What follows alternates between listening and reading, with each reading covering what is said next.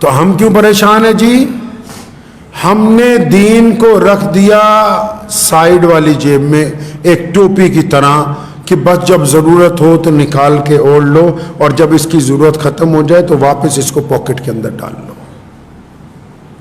ہم اتنے بدگمان ہو گئے۔ رسول اللہ صلی اللہ علیہ وسلم نے فرمایا بدگمانی کفر ہے، اس چکر میں نہ پڑو، اور رسول اللہ نے عزتیں بانٹی، ہم عزت بانٹنے کے لیے تیار نہیں ہیں۔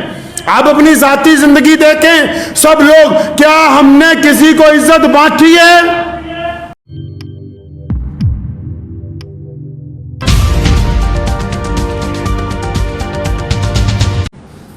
تو ہم کیوں پریشان ہیں جی؟ ہم نے دین کو رکھ دیا سائیڈ والی جیب میں ایک ٹوپی کی طرح کہ بس جب ضرورت ہو تو نکال کے اوڑھ لو اور جب اس کی ضرورت ختم ہو جائے تو واپس اس کو پاکٹ کے اندر ڈال لو۔ ہم اتنے بدگمان ہو گئے۔ رسول اللہ صلی اللہ علیہ وسلم نے فرمایا بدگمانی کفر ہے، اس چکر میں نہ پڑو، اور رسول اللہ نے عزتیں بانٹی، ہم عزت بانٹنے کے لیے تیار نہیں ہیں۔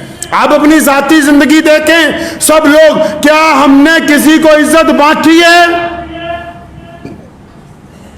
کیا ایک باپ اپنے بیٹوں کو عزت دے رہا ہے؟ کیا ایک بیٹا اپنے باپ کو عزت دے رہا ہے؟ کیا ایک بھائی اپنے بھائی کی تعریف کرتا ہے؟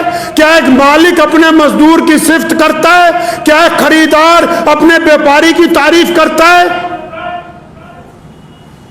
ارے نبی علیہ السلام کو دیکھو کیا بات ہے، فرمایا جو مزدور ہے نا وہ اللہ کا دوست ہے، اور فرمایا جو اچھا بادشاہ ہے نا اللہ اس سے بڑا راضی ہے، فرمایا جو رزق حلال کماتا ہے نا اس کا حشر نبیوں کے ساتھ ہوگا، فرمایا جو بیٹیوں کا باپ ہے وہ جنت میں میرے ساتھ ہوگا، فرمایا جو بیٹی ہے نا یہ اللہ کی رحمت ہے، فرمایا جو بیٹا ہے نا یہ اپنے باپ کے نقش قدم پر چل کے اس کا نام بلند کرنے والا ہے، فرمایا جو پڑوسی ہے نا یہ سکے بھائی کی طرح ہے، فرمایا جو بیمار کی تیمارداری کرنے جائے اللہ اس سے راضی ہو جائے۔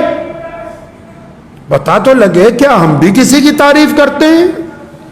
کیا ہم نے بھی کبھی کہا کسی کو بیٹھ کے کہ ہم اپنی ماں سے بڑے راضی ہیں، ہم اپنے باپ سے بڑے راضی ہیں؟ کیا ہم نے سوائے شکووں کے، سوائے تنقید کے ایک مکھی کا کردار ادا کر رہے ہیں؟ 90% لوگ پورے جسم کو چھوڑ کے جہاں زخم ہے بس اسی پر بیٹھ رہے ہیں۔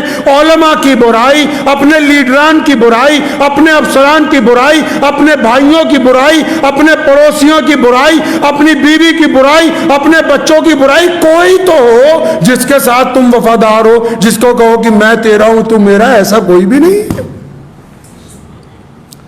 جھانکے تو صحیح میاں صاحب کبھی اس گریبان میں، ہم کھڑے کہاں ہیں؟ اللہ تبارک و تعالیٰ نے جج نہیں لگا دیا۔ کئی لوگ بیٹھتے ہیں، میں سنتا ہوں اکثر کہ جی فلاں مسلک والے، فلاں مسلک والے۔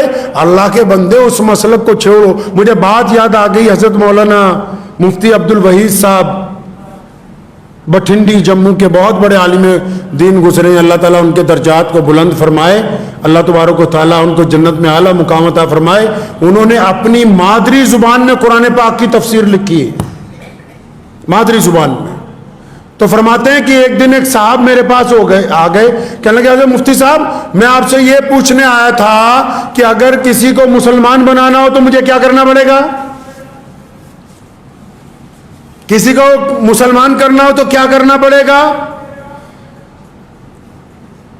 تو مفتی فیض الوحیدی صاحب رحمۃ اللہ علیہ نے فرمانے لگے کہ بھائی اگر کسی کو مسلمان کرنا ہو تو اس کے لیے پہلے خود مسلمان ہونا پڑے گا، پہلے خود مسلمان ہونا پڑے گا۔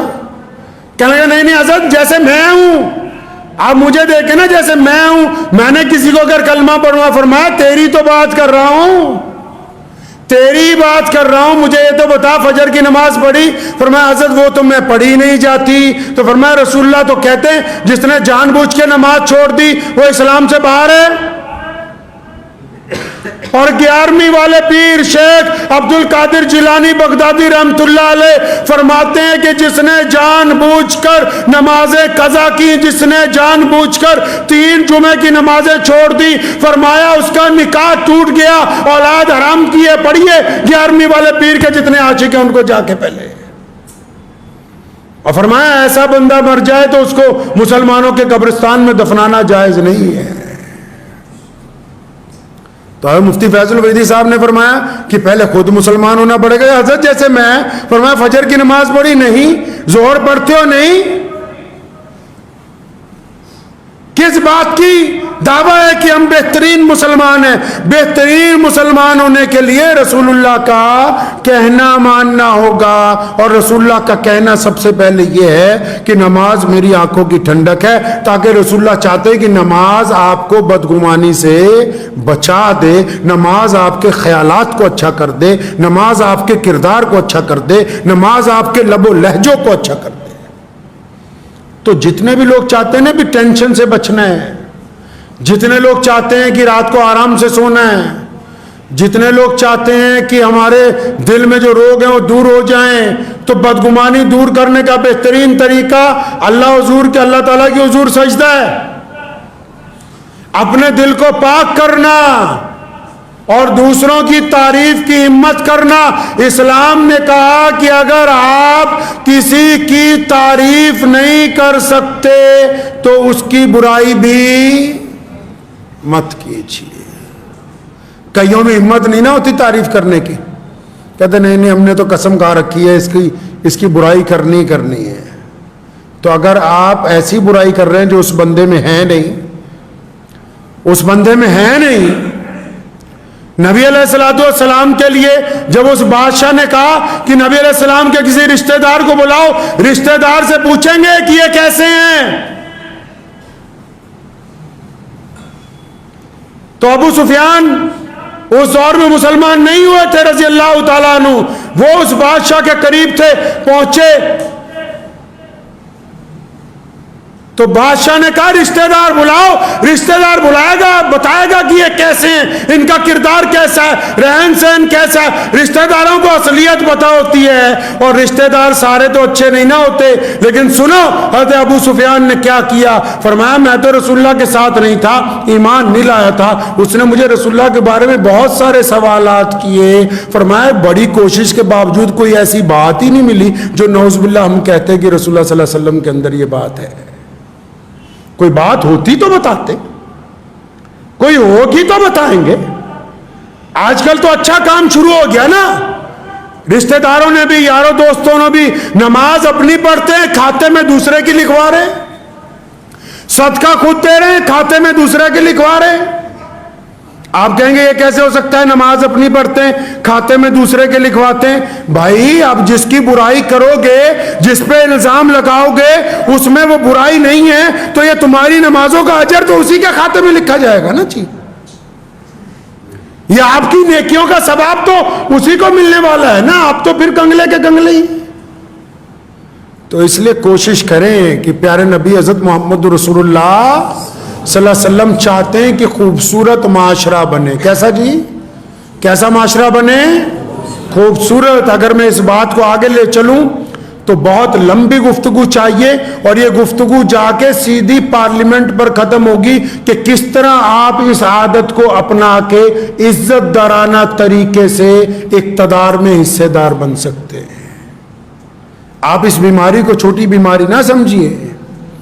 یہ جو غیبت کی بیماری ہے اور بدگمانی کی بیماری ہے اور حسد کی بیماری ہے, اس نے صرف آپ کی صحت کو نہیں نقصان پہنچایا, آپ کی اجتماعیت کو بھی نقصان پہنچایا ہے, آپ کی سیاسی طاقت کو بھی نقصان پہنچایا ہے, آپ کی جماعت کی نماز کو بھی نقصان پہنچایا ہے, آپ کے شادی بیاہوں کو بھی نقصان پہنچایا ہے, آپ کے محلے کو بھی نقصان پہنچایا ہے, آپ کے کاروبار کو بھی نقصان پہنچایا ہے. آپ کیا سمجھ رہے کہ صرف اتنا ہی ہوا ہے کہ ہم دوسرے سے بدگمان ہیں؟ نہیں, بدگمان ہونے سے رابطے ٹوٹ گئے ہیں.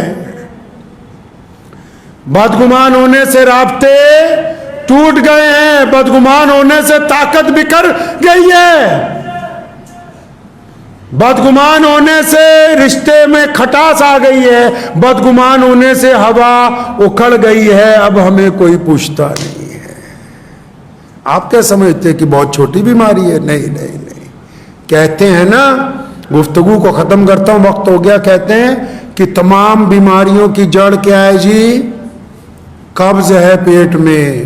اگر یہ ٹھیک نہ ہونا تو پہلے پھیپھڑوں کو خراب کرتی ہے، پھر گردے کو خراب کرتی ہے، پھر دل کی بیماری لگاتی ہے، پھر کینسر کی بیماری لگاتی ہے، پھر گٹھیے کی بیماری لگاتی ہے. اور وہ بندہ کیا سمجھتا ہے کہ نہیں صرف قبض ہی. ارے نہیں، یہ جو بیماری کی ابتدا ہے یہ تمام بیماریوں کی جڑ ہے. اسی طرح جو بدگمانی ہے، اسی طرح جو حسد ہے، اسی طرح دوسروں کے دلوں میں جو آپ اپنے دل میں نفرت رکھتے ہیں.